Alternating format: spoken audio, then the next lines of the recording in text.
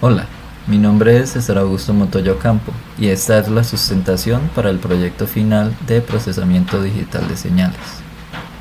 El tema que escogí fue el de filtros adaptativos. Un filtro adaptativo es aquel filtro el cual actualiza sus coeficientes a medida que va analizando una señal. Estos coeficientes se actualizan con respecto a una señal deseada y con respecto a un error, el cual trata de minimizar qué es la diferencia entre la salida del filtro y la señal deseada. Analizándolo desde un diagrama de bloques, tendremos que al filtro le ingresa la señal X, la cual es la señal que queremos filtrar.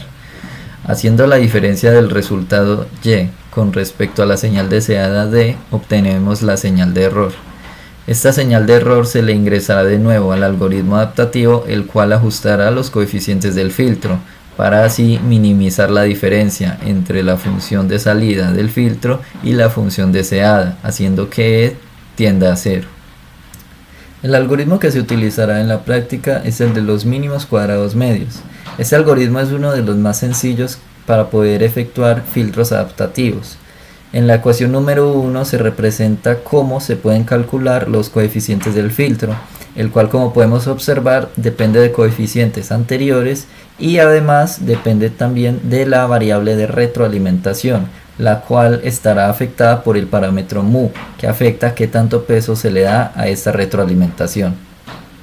Además, en la ecuación número 2 se muestra cómo se calcula el error, el cual es simplemente la señal deseada menos la señal de salida del filtro. Para el numeral 1 y 2 de la práctica se le pedirá al estudiante que cargue dos archivos. El primero corresponde solamente a voces.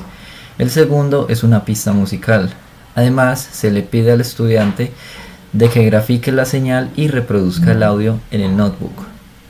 Como solución al primer ejercicio se plantea esta forma de onda para las voces, además de la posibilidad de reproducirlas. También se plantea esta forma de onda para la pista musical y también la posibilidad de reproducir el audio. Para el tercer numeral de la práctica se le plantea al estudiante combinar los dos audios, con la condición de que ambos terminen al mismo tiempo sin alargar ninguno de los dos. Además, se le hace la pregunta al estudiante de si es posible distinguir ambos audios después de haberlos combinado. Como resultado del tercer numeral obtenemos la señal combinada y la posibilidad de reproducir el audio. Además, respondiendo a la pregunta de si es posible distinguir ambos audios, la respuesta es no, ya que el volumen de la música es mucho mayor al volumen de las voces y habría que poner extrema atención para poder distinguir las voces por encima del audio de la música. Para el cuarto numeral se le pide al estudiante que grafique el espectro de el audio de las voces y el espectro del audio de la música. Esto con la finalidad de que el estudiante intente decidir qué filtro utilizaría para poder filtrar las voces del audio combinado. Como solución al cuarto punto tenemos ambos espectros graficados. De estos espectros podemos concluir dos cosas. La primera es que la energía de las voces es mucho menor a la energía del audio musical, y esto concuerda con el hecho de que al combinarlos es más fácil percibir la música que las voces. Como segunda conclusión tenemos que para escoger un filtro no debería ser posible, ya que el contenido en frecuencias es similar, siendo un poco más distribuido a altas frecuencias el del audio musical. Sin embargo, conociendo que las voces suelen tener una frecuencia menor que la mayoría de los instrumentos musicales, el estudiante debería decantarse por un filtro pasabajas de una frecuencia no mayor al de la máxima posible en la voz humana. Para el quinto numeral de la práctica se le propone al estudiante implementar un filtro FIR con las características que propuso en el numeral anterior. Para esto se le otorgan dos funciones, una de un filtro pasabajas con todos los parámetros requeridos y otra de un filtro pasaaltas, en caso de que el estudiante lo haya decidido así. Se le propone además la pregunta de si fue posible remover la música usando este filtro. Como respuesta al quinto numeral se tendrá que implementar un filtro pasabajas. En este caso se implementó uno con 800 Hz de frecuencia de corte, un roll-off de 200 Hz y una potencia de rizado en decibeles de 60. Se implementa el filtro y se le aplica a la señal combinada. Una vez hecho esto, se grafica la forma de onda del resultado y el espectro. En el espectro podemos ver cómo el filtro pasabajas removió todas las componentes frecuenciales mayores a su frecuencia de corte. Además, es posible reproducir el audio, y una de las conclusiones que deberá sacar el estudiante es que no es posible remover la música sin remover también parte de las voces. Para el sexto numeral se le solicitará al estudiante que implemente un filtro adaptativo LMS.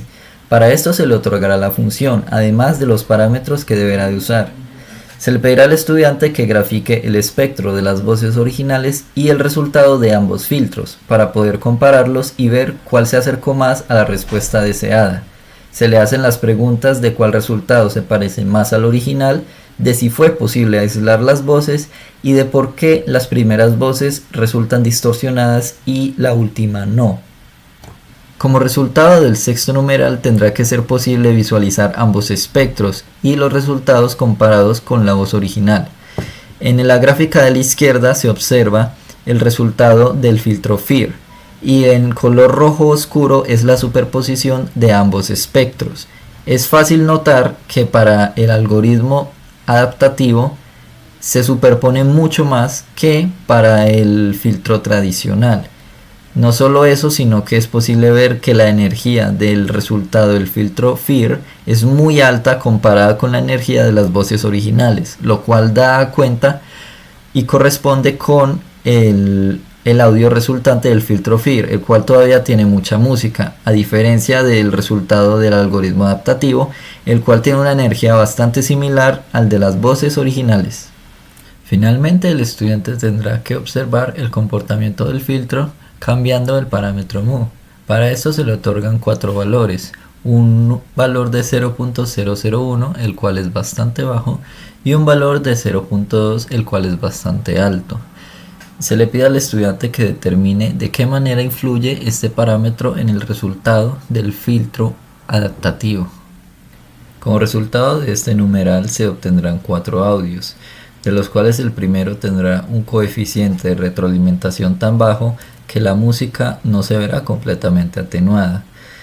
El mu irá aumentando gradualmente y para el último coeficiente de 0.2 el mu será tan alto que atenuará completamente no solo la música sino que también la voz.